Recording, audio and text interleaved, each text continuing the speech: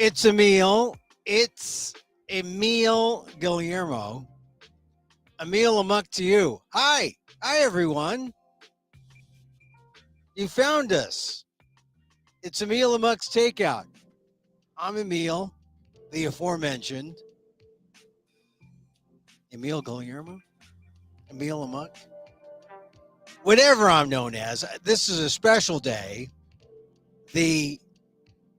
I guess it is the last of the columns that I'll be posting on the AALDEF blog that are new. I hope at the Asian American Legal Defense and Education Fund, you will be able, you can see I'm sharing the screen there, you'll be able to see my older columns, certainly in the last year, maybe as far back as 14 years. That's how long it's been.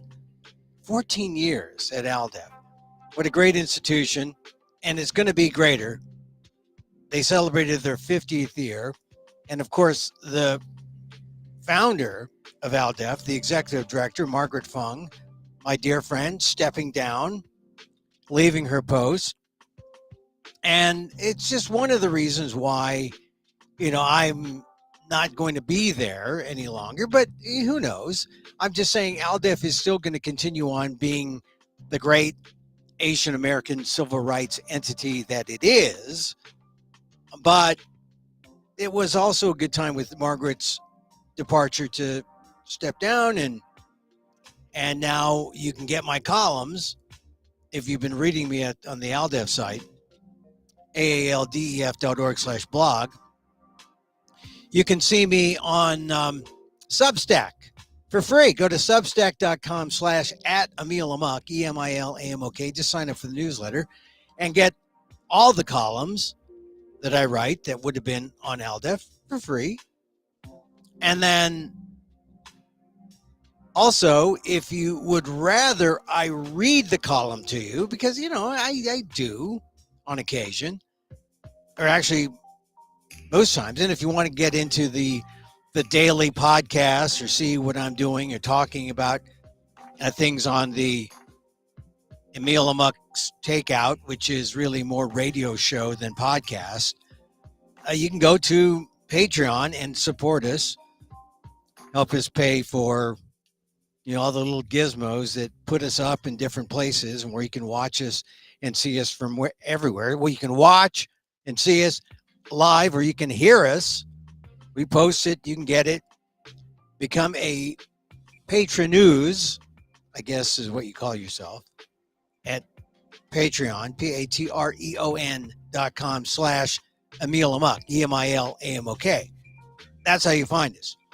But we're going to talk about the news, of course. I mean, it's sad. Big sad day all over. And I don't know if it's going to get sadder or better when Governor Tim Walz goes up against J.D. Vance. I imagine it'll probably get nasty. And I say that because there are no moderators, or there's a moderator, but there's no fact checking at the debate. So it's going to be up to the individual debaters to call the other debater on bald-faced lies, although that would be fairly easy. I mean, J.D. Vance starts talking about cats and dogs being eaten by Haitians. Well, that's easily called out. If J.D. Vance says, yes, Donald Trump is right, Kamala Harris is mentally unstable, whatever, that she's stupid, you can call that out. That should be obvious. But why is it that the GOP has this truth-challenged kind of sensibility, and where they feel like they can say anything because it really is straight out of the Hitler playbook, where you say a lie often enough and people start believing it.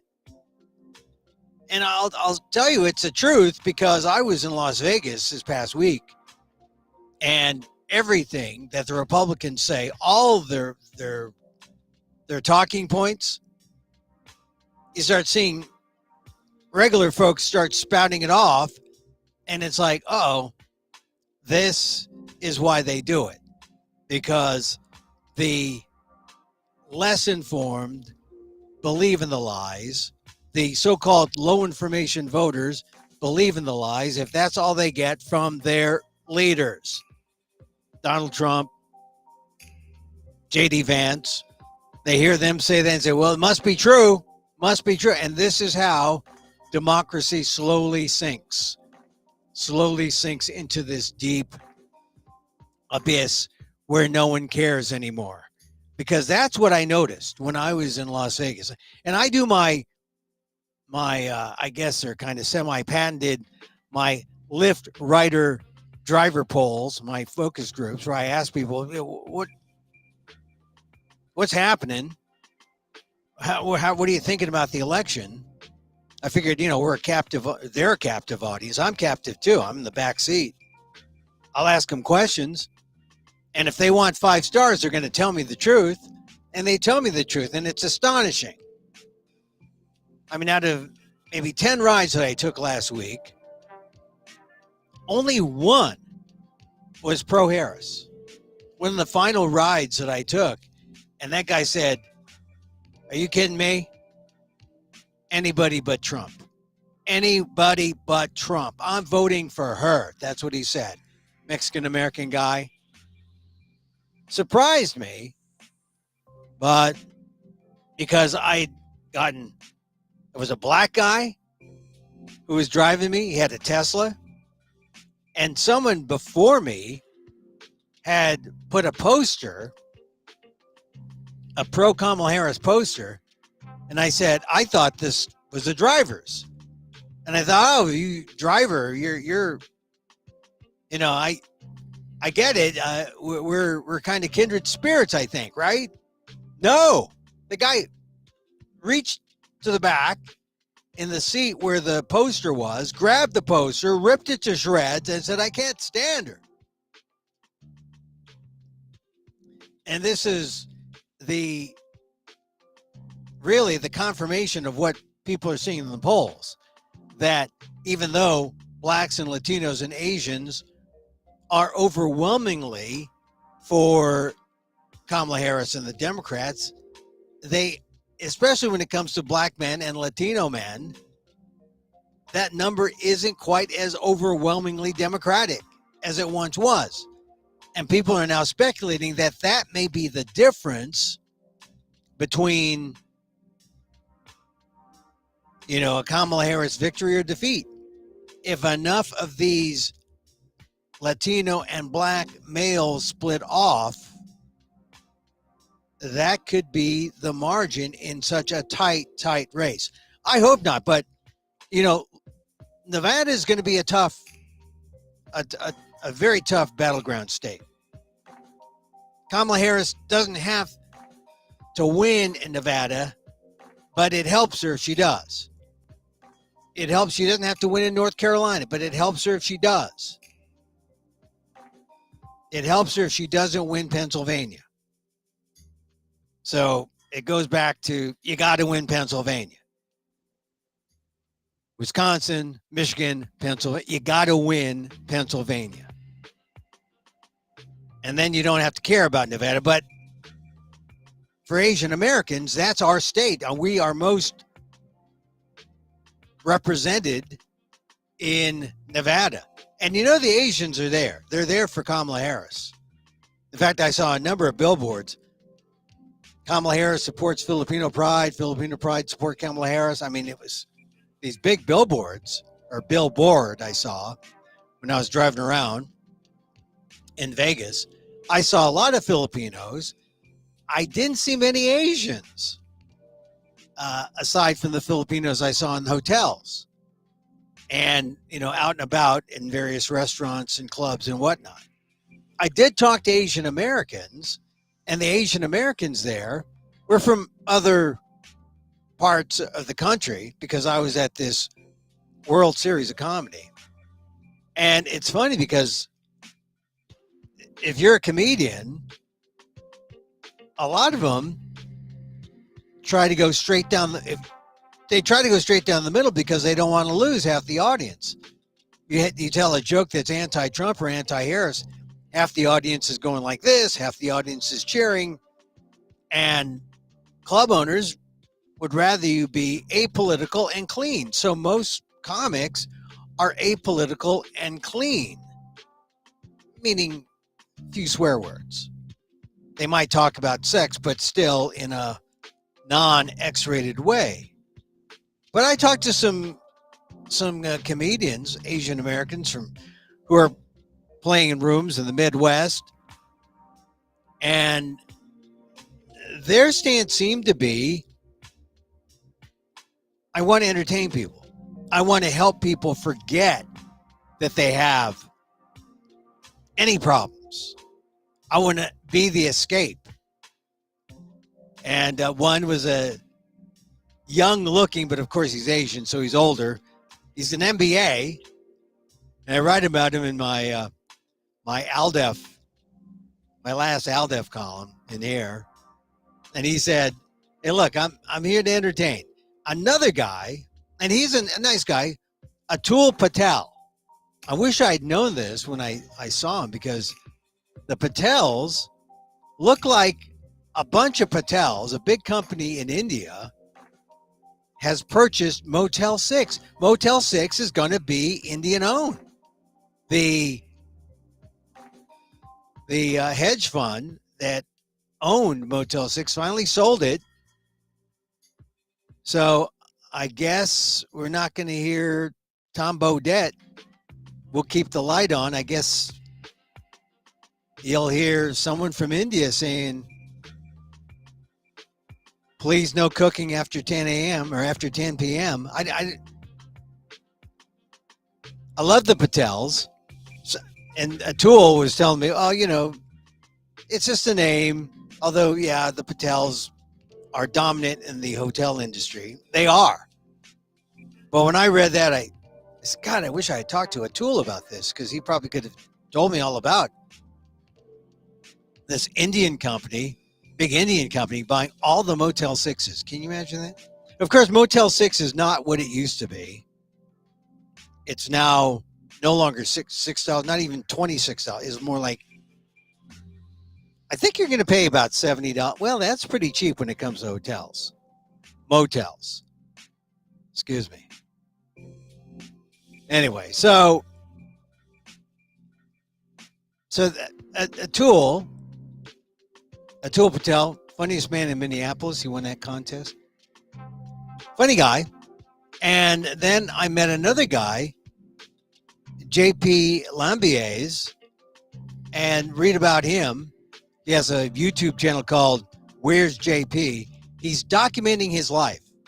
And I asked him all about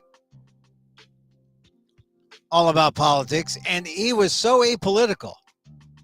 I mean, going to the column. If I go into the column, maybe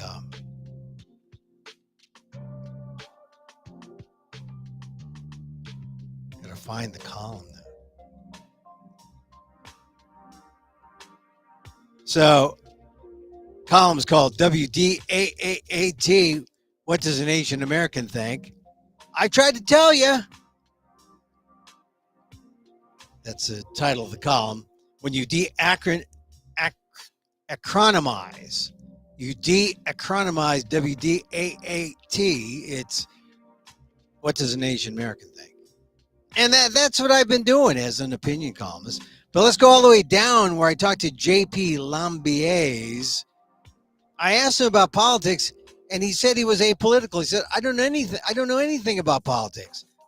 I didn't even know who Kamala was. And he did say Kamala, so I know he was influenced by the Kamalas and not the Kamalas.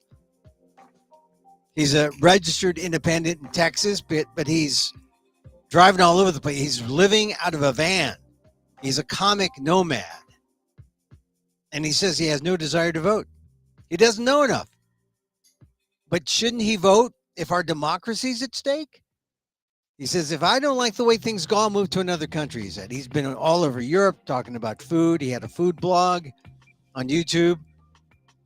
I told him he has a voice and he should vote. What am I going to do? He said, I'm just one voice. I don't see any bearing or weight on my voice. His comic voice, certainly, just not politics. I got involved at one point, he told me. And man, did I get infuriated with the stupidity of America, he said. I get upset with ignorance and stupidity, and I got really angry when I heard opinions and points of views. And I said, man, this is going to wear out my mental health. Do some of you feel that way, right? I mean, this is really, since Kamala Harris was appointed, we've got a short run. I guess, including Biden, you might say, yeah, if Biden was still running, you'd say, isn't it over yet? But we're on a sprint to election day. And still, he was saying, hey, this is going to wear out my mental health. So JP turned to comedy in self-defense of others' political stupidity. It keeps him smiling to make people laugh. Politics brings out the worst in people, he said. I live in bliss. One man's answer to our current political climate. Now, I always saw humor as a tool that was part of politics. It's the freest of free speech forms that ridicules the powerful and creates a catalyst for change. It's not just entertainment. But for comics who want gigs, staying apolitical and clean makes you bookable and cancel free. Still, you should vote. In this existential election year, let this last column here on the AALDEF website be one that encourages you to vote. It's a must-do. Your voice matters. Democracy matters.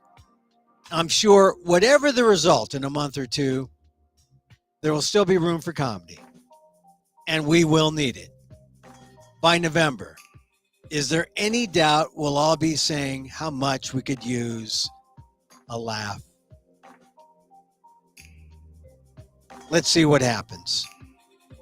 Find me on Substack.com at Emil Amok and on www.patreon.com/Emil Amok. Substack for free, Patreon if you want audio, if you want all the things we do on video. And that was the last column. The last column. WDAAAT. What does an Asian American think? I've tried to tell you all these years. And once again, I thank the readers. I thank Margaret Fung, the executive director, for just keeping me on all these years. And yeah, it's been 14 since 2010. And if you are an AALDEF or if you're a Patreon member, I'll have access to all the columns and you can read them all. If you're interested, at your pleasure. There's only, I think I made the count, 855 of them. Average length about 1,000 words, so it's nearly 1 million words.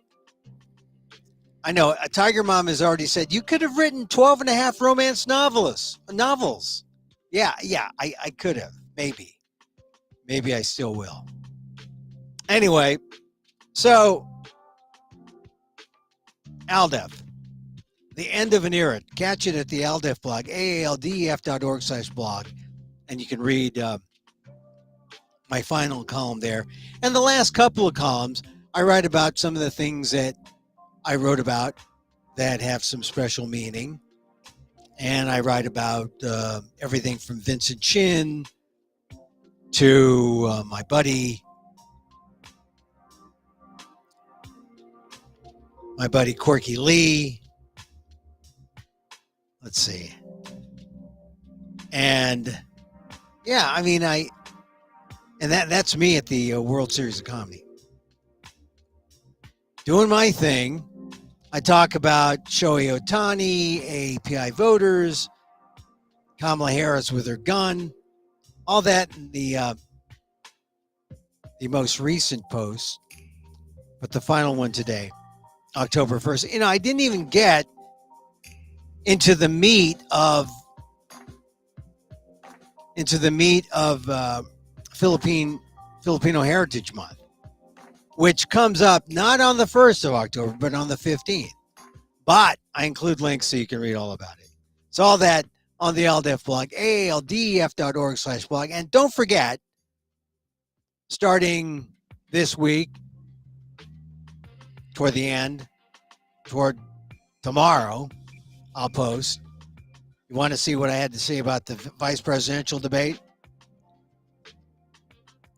Go to Substack, substack.com/@Emil Amok, EMIL-AMOK, and then go to Patreon for audio versions and podcasts and the like. Patreon, patreon.com/Emil, EMIL-AMOK.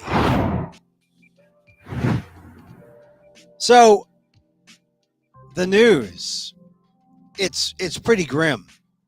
You know, we've got war. I just don't know what to think. I see the CNN guys out there on the roof dodging shrapnel. The Iron Dome is working, but apparently the fatalities so far are pretty low. I like this one dead. A Palestinian in the West Bank appears to have died in the largest attack Iran has ever mounted against Israel. You know that number is going to change. Israel and the U.S. intercepted almost all of the 180 rockets Iran launched this afternoon. The Iranian attack was defeated by the U.S. and Israel and was unaffected. It's a great success, the U.S. official told Axios. Here's what I like about Axios, because I like their headline. Because some people would say the headline would be Iran bombs Israel, which is true, but it leaves out the important countermeasure, and that was the headline in Axios: Israel repels Iranian strike. So it's not over. Israeli military spokesman Daniel Hagari said in a televised statement, "We will protect the citizens of Israel. This attack will have consequences. We have plans. We will act at the time and place of our choosing." This is scary, because just when you thought you're hoping for peace, we just had like 18 items and only 3 needed to be checked off for a ceasefire. And we haven't gotten to that. We've been hoping for that, and we're not there yet. And soon it will be a year that we will have, the broader, the events that triggered off all of this a year ago, October 7th. Brace yourself for that day. So that's bad news. And then there are all the floods. And, I say this as I've been a victim of floods. You don't need the entire area to be inundated with rain. You need a little rain in the wrong places. Like, I live next to a culvert that overflowed in Northern California, and our house was flooded. And all it takes is, like, if you just have a 2-inch lip between the the foundation of the ground and your threshold, your front door threshold, All the water needs to be is like an inch and a half over, and you're flooded. So that happened to me once in the East Bay, San Francisco. And I recall we didn't realize that we had this driveway that was essentially a gully. And when we were next to a culvert that overflowed, the gully took on the extra water, and I was chest high in water. I couldn't believe how high I was in water. And so my heart goes out to all those who were ravaged by the storms in Florida and Georgia and North Carolina, all throughout the Southeast. You know, in some ways, I think, well, I never say I think earthquakes are better or fires are better. They're all terrible. But when it's wet, when you're wet, you're cold, when there's, I don't know, you got no food, you got no water. You know, it's rhyme of the ancient mariner time, right? Water, water everywhere. And not a drop to drink. I don't know. I think floods are far worse. Make you feel so much more helpless. And when the roads are all cut off, it's terrible. Heart goes out to all those people who are still digging out, and it looks like we could have, I mean, they're trying to keep the numbers low, but I don't see how they're going to be able to, I mean, the numbers are, the death toll will be what it is, but it's above 150 right now and still climbing.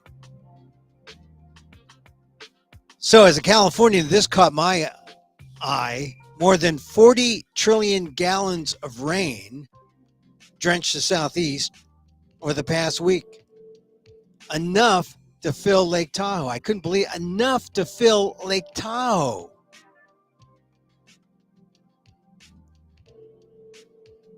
That's an astronomical amount of precipitation, Ed Clark, head of NOAA's National Water Center, told AP. The latest are the roads in western North Carolina remain closed. The death toll from Hurricane Helene is now above 150 and climbing. Hundreds of thousands of people in multiple states are still without power, and President Biden will fly over western North Carolina tomorrow. Whatever Donald Trump says, don't believe him. He's trying to politicize this. But frankly, you know, I think the government's doing as good a job as it can, much better than Donald Trump did when he threw paper towels at Puerto Ricans during the hurricane there. But this is definitely not a time to say, oh, you know, this is a way to divide people. No, this should be something to bring us together. And so far, the only thing I've heard out of Donald Trump's mouth are ways to divide, not bring us together. And that's why he's unfit to be the president of the United States.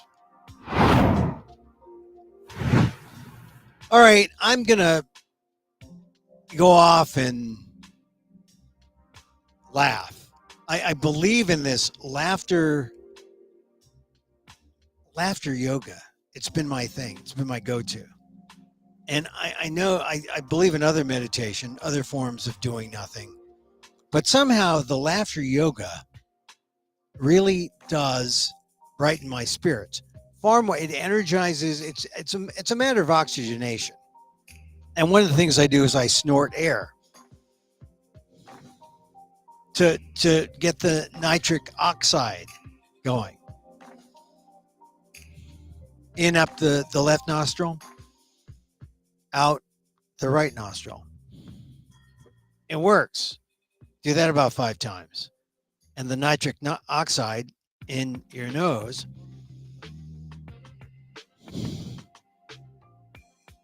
somehow gets activated and you feel better. Laughter yoga, it helps. A little yoga helps also, or the meditation, loving kindness, big on that. And it has helped me. On a day like today, you need it. You need it. And at the core is love, right?